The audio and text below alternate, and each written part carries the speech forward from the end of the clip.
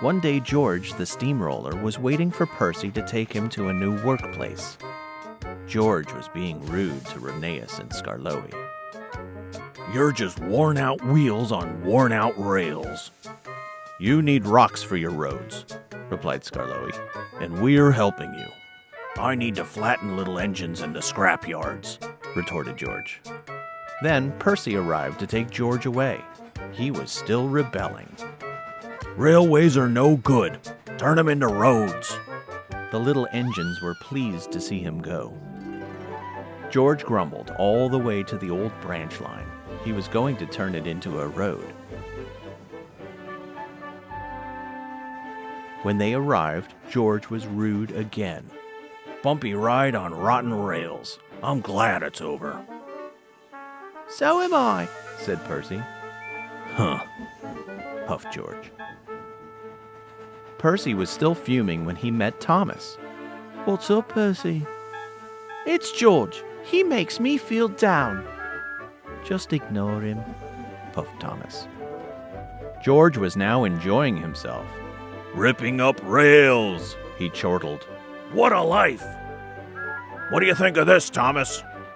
Thomas took no notice. George felt insulted. "You're a useless blue puffball."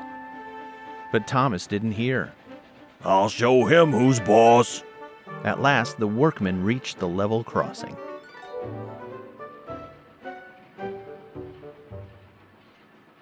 "What shall we do here?" "Tear it up. Tarmac it," said George. So they did, but not properly, and George knew it. Later, Thomas was traveling home on the same line. He was pulling goods vans filled with vegetables. The signalman had forgotten to warn his driver about the crossing. "That's nice, we don't have to stop," said Thomas happily. "Yes, we do," called his driver. But it was too late.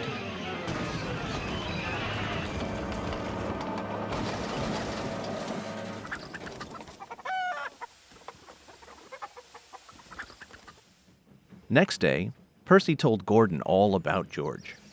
"Huh," snorted Gordon. "You're just a small engine. That's why he's rude to you. He wouldn't dare cause me any trouble." George had been taken to some yards to work. Duck arrived with a train of empty freight cars. George was blocking his way, and a car was stuck on the main line. "Let me through," demanded Duck. "You'll just have to wait," replied George. "There's no time to wait. I must clear my freight cars from the main line to let Gordon through."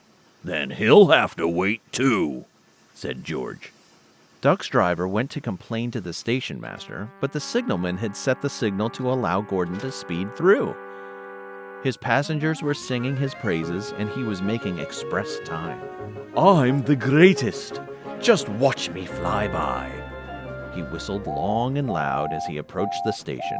Suddenly, he saw a freight car on the line ahead. "Get out of my way!" But the freight car wouldn't move until Gordon forced it.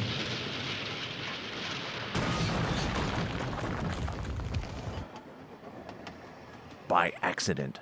Gordon was worried that Sir Topham Hatt would be cross. He was, but not with Gordon. "Whoever caused this disturbance will have me to answer to." And he did a few days later. "Look who's here," said Thomas. George had been found out by Sir Topham Hatt and punished. He looked miserable. "Now we'll get some peace at last," said Percy. "I want to get rolling again, but I gotta wait a whole week till I do." "And then you'll just be as rude as ever, eh, George?" "I hope not. Don't you?"